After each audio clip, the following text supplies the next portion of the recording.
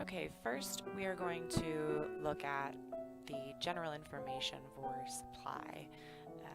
We've already looked at some information regarding demand, and we've seen that at a higher price, people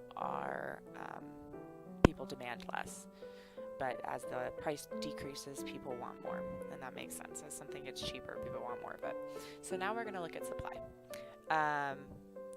So suppliers versus people who, demanders, if you will, consumers.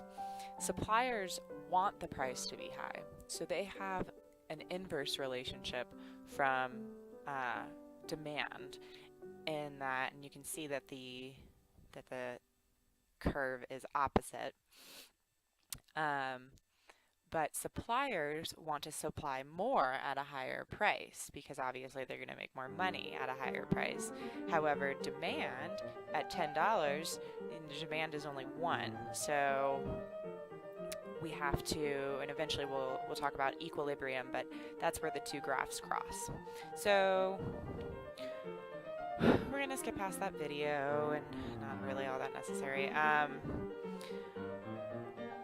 We can look at this real quick. A rise in the price of inputs shift the supply curve to the left, indicating that less will be supplied at any given price. So a rise in the price of inputs, meaning a rise in the price of your materials for making whatever product that you're making.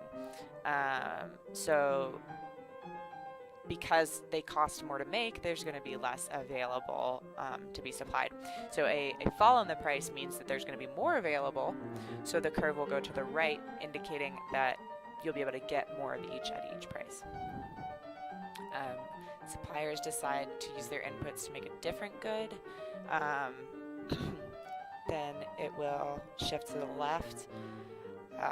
It's a little bit odd, but technological change, decrease in production costs will obviously allow the supply to increase, so the curve will go to the right, and an increase in production costs will decrease the profits, meaning that, if you're having to spend more on the production, then you're obviously going to have less profit. So that's going to shift the curve to the left because of the increase in production costs. Taxes and subsidies, these are all fairly similar in what they will do.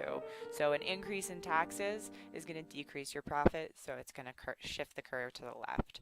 A subsidy, otherwise known as a payment to a company to produce or not produce something, means it makes it cheaper for the company, and so the curve will shift to the right because they're going to be making more profit because they're getting this subsidy.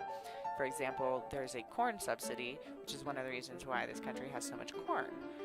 So basically the government gives the manufacturers money to incentivize them to make more, but what that ends up doing is that they make too much. And so as you've seen, we've got corn and everything, and it's getting a little out of control.